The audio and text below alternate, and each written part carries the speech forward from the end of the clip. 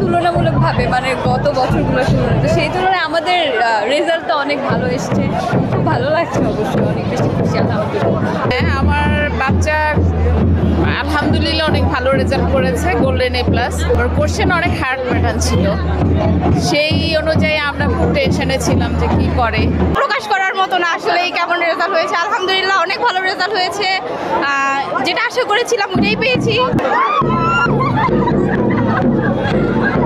অনেক ভালো প্রতিক্রিয়া, তাদের তো এটা এক্সপেকটেশনের বাইরে ছিল, বিশেষ করে আমরা যারা একদমই লেখাপড়া করতাম না।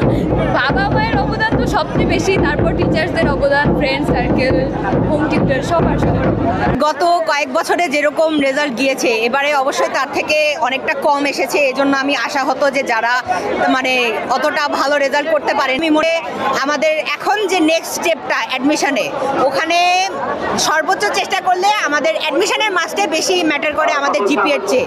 মিষ্টি প্রথমত বলে দিই, মিষ্টি বেশি খাওয়া হয়, হ্যাঁ মিষ্টি বেশি খেলে, সো হ্যাঁ তাও যারা খেতে চায় সমস্যা নাই।